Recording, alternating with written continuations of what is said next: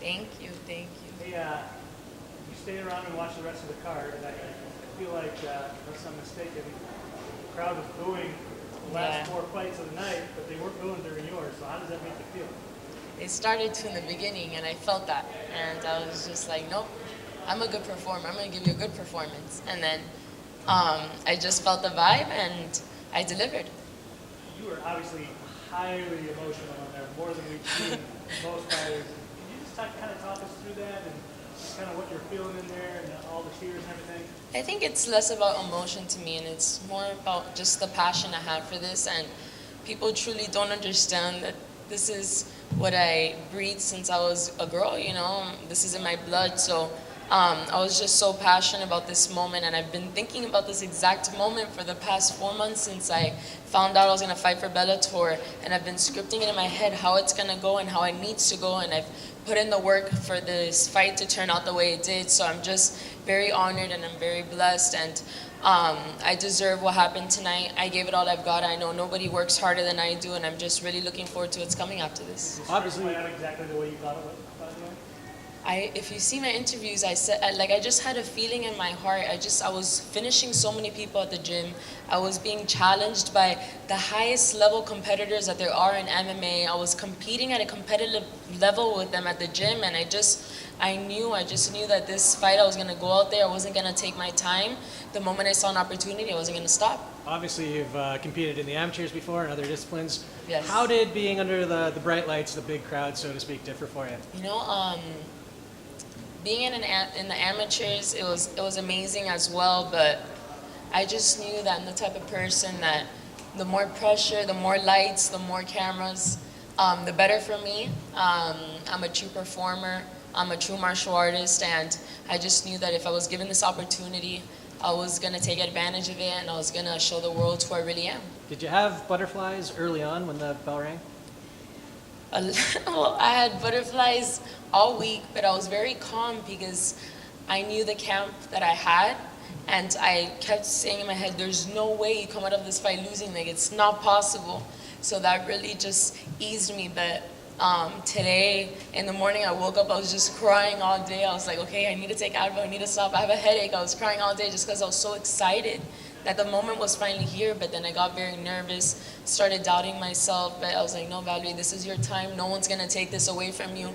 You've been working your whole life for this, and I was able to rise above the rest, like I always say, and I did it.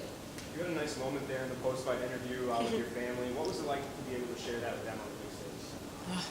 I look at my dad. My dad's as passionate as I am, or worse, if you haven't noticed. But I look at my dad, and my dad, he really made me into this fighter that I am. He really built so many athletes, and my mom made me into this woman, very feminine woman. And I just knew the way this is going to change my life, and I just know what I'm going to do with this. And I've always said I'm going to live forever. I'm different. I know I was born special, and 2019 is my year, and I've said it my whole life. Valerie, a lot of people, it seems like they prepare for the fight. You seem like you prepared for the entire week. I mean, on Thursday, you showed this huge personality. At the weigh-ins, you had this you had a sexy kind of outfit going. Today, you had the perfect music. You came out with the Taekwondo gi. You had makeup on. Is that side of marketing yourself just as important as being a dominant fighter? I've been like that since I was little, and when I started MMA, I realized how many different things that I could do with this, and I was like, wait, I'm a good fighter, so that I have down. I know I'm gonna work hard, but now look at everything I could do to show who I am. So I don't function, I will not have that knockout if things aren't perfect. If I don't have my right clothes, if I don't have my makeup artist, if I don't have my hair. Like, that's who I am, and people are like, oh, don't get distracted by the lights, don't get distracted by all the media, but I perform my best when I have everything perfect because that's who I am, and I feel like I'm portraying myself the right way to the world. Everybody knows I walk into the gym with my designer purse, my sparring bag in the other. I go in like nothing. I go in like nothing, and I come out the feminine woman I am. Two women who before you were considered the it girls, Heather Hardy, Carrie Melendez. You know, you want big fights, you want challenge yourself. Are those two ladies you're looking at maybe for your next fight, either Heather Hardy or Carrie Melendez, somebody that to get you on a higher part of the card and build your brand? Well, when I prepare for a fight, I don't prepare for a specific person. I prepare to give the best performance I can. So at any moment, at any time, I'm ready for whoever Bellator puts in front of me. Valerie, you said you wanted to showcase your art. Yes. Obviously, the footwork, the angles, the way you led up to the finish.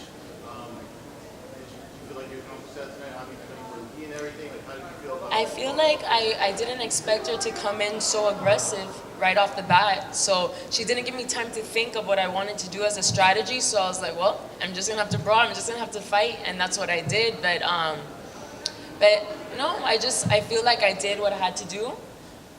She did come in very strong, and I didn't expect that so quickly, but I was able to manage it, then start finding my distance. I was like, wait, no, I'm going to take the pace here. And I just remember a switch during the fight, like, no, this is your time, she's not doing this. And that's what happened. Speak on your training camp that led you to this victory.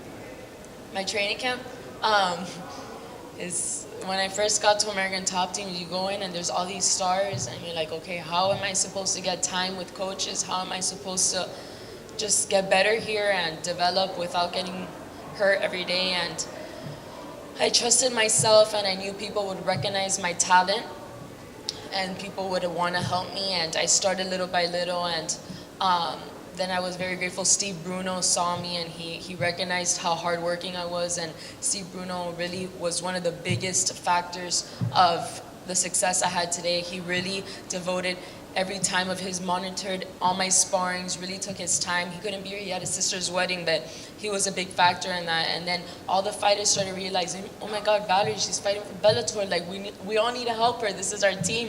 So every fighter, they would drill with me, and they'll be like, no, Valerie, that's not what you do, this is what you do, you know what I mean? Your hand doesn't go there. And every question I always ask, and these people are experts in what I do. So I just really got better. Then I started rolling with all these women, and I started getting submitted a lot, and now I wouldn't get submitted anymore, and I was like, okay, I'm ready.